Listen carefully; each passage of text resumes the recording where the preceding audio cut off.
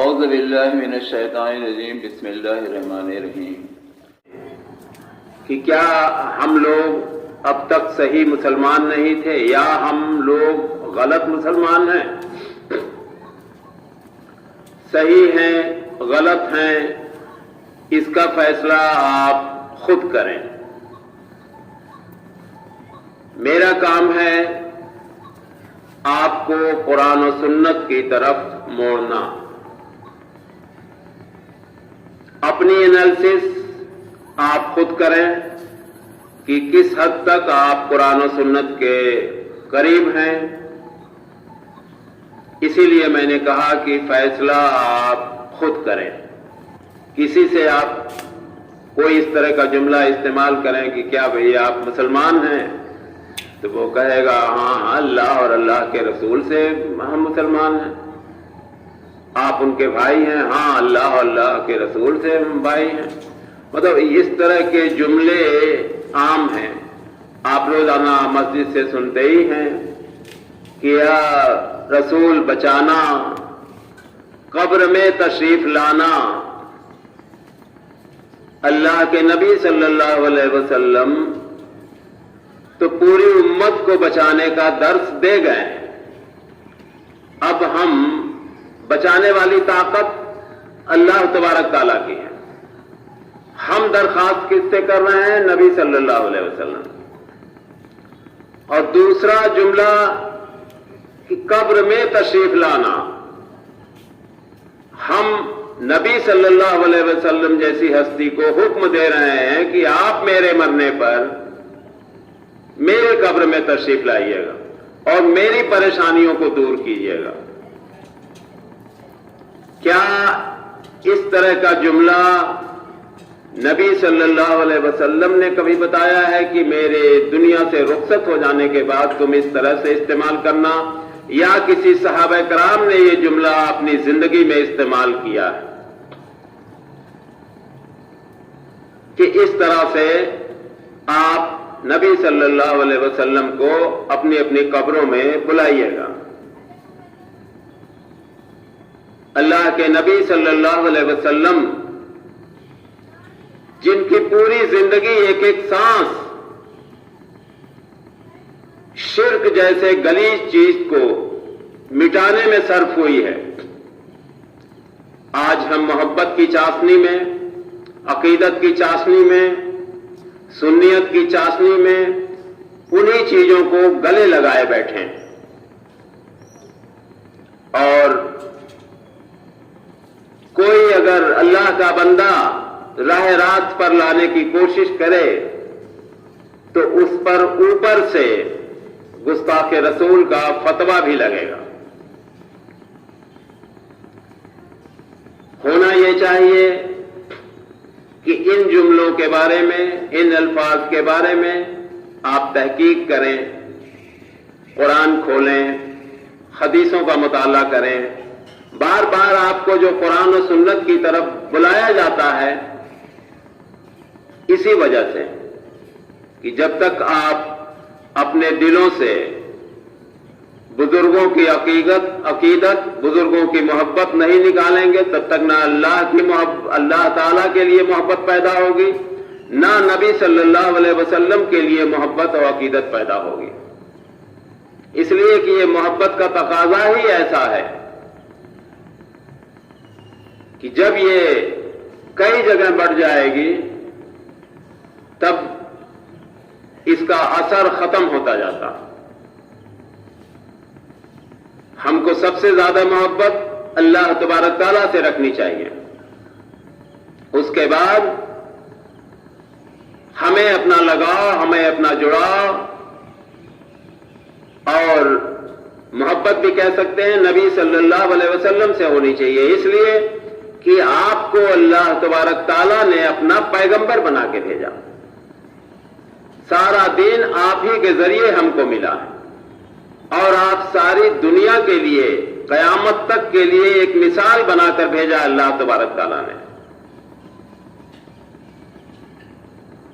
ہم یہ نہیں کہہ رہے ہیں کہ اس کے بعد آپ سب سے دشمنی رکھیں، सबसे मोहब्बत रखिए, सबसे अकीदत रखिए। जो भी इस्लाम की खिदमत किए हैं उनके बारे में आप सारे लोगों के बारे में अच्छा गुमान रखिए, सारी चीजें हैं, लेकिन साथ साथ इस्लाम के बुनियादी अकायद को समझना निहायत जरूरी है।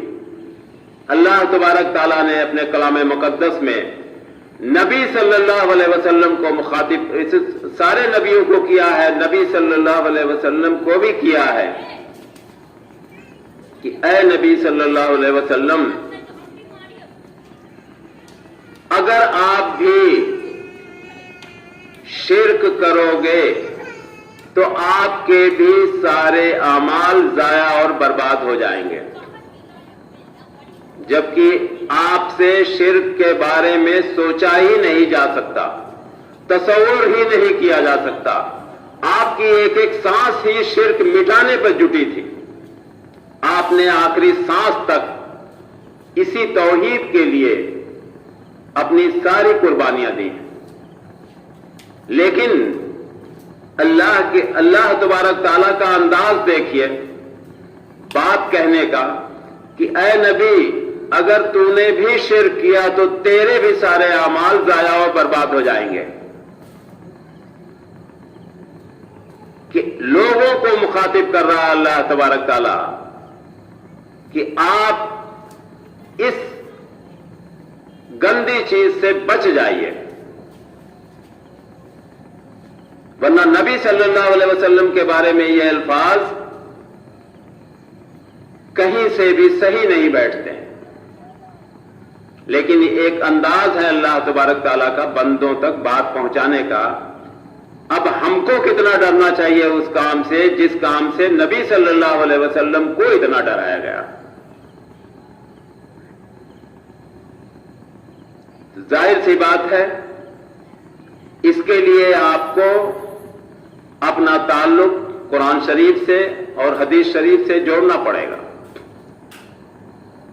तौहीद कुछ और है,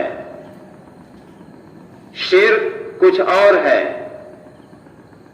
बार बार इसको बताया जाता है कि आप जब तक इन दो अल्फाज को सही तौर पर समझने की कोशिश नहीं करेंगे, तब तक ये इस तरह के जुमले, इस तरह की हरकतें आप करते रहेंगे और एक ऐसी गुनाह में मुब्तला रहेंगे जो मरते दम तक तौबा नहीं करेंगे और उसी हालत में हमारी आपकी मौत हो जाएगी, और ये हमारे लिए एक बहुत बड़े गुनाह का बायस बन सकता है।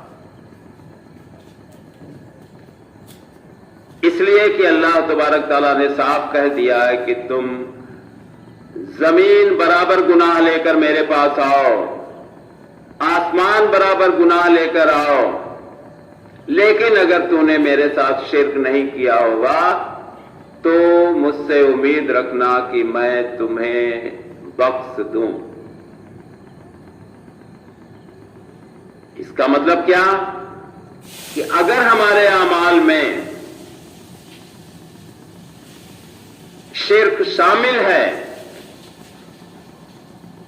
तो हमारी डगर आखिरत की यकीनन बहुत ही कठिन होने वाली। अल्लाह पर कौन ईमान नहीं रखता? क्या गैर मुस्लिम कोई ऐसा है जो धर्म पर यकीन रखता है, मजहब पर यकीन रखता है, वो अल्लाह पर यकीन नहीं रखता? फिर आप में और उसमें फर्क क्या है?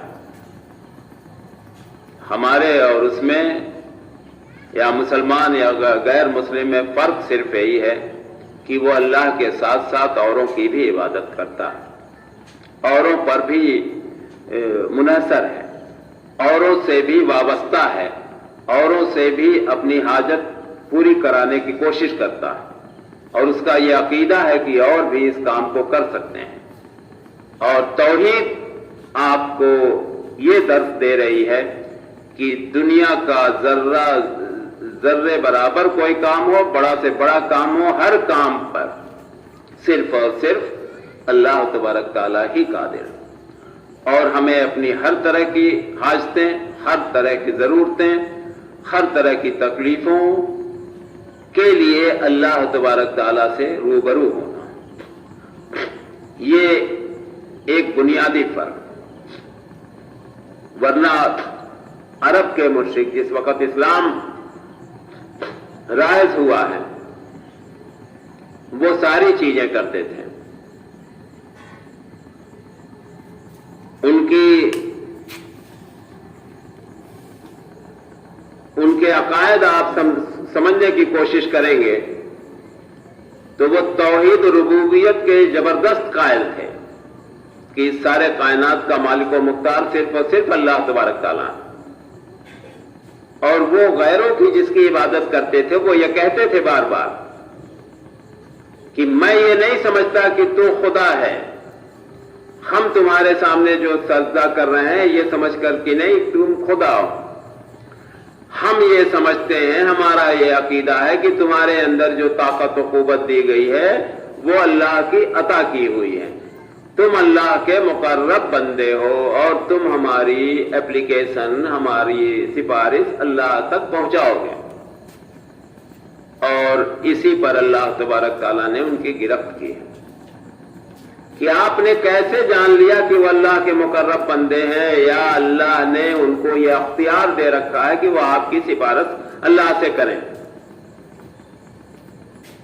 ایک جملہ جو بار بار استعمال کیا جاتا ہے کہ اللہ تعالیٰ نے ہی انہیں عطا کیا، یہ عطا لفظ جو ہے ایک گلے کی پھانس بن چکی ہے مسلمانوں کے لیے۔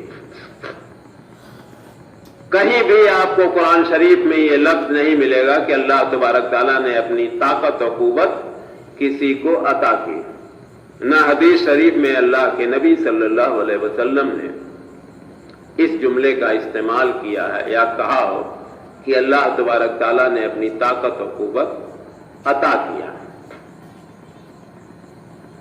امید ہے کہ آپ اپنے ان باتوں کو سمجھنے کی کوشش کریں گے اور قرآن کا ورق پلٹ کر آپ اس کو پڑھنے، سمجھنے، اپنی زندگی میں اتار کر صحیح مسلمان بننے کی کوشش کریں گے۔ السلام علیکم ورحمۃ اللہ وبرکاتہ۔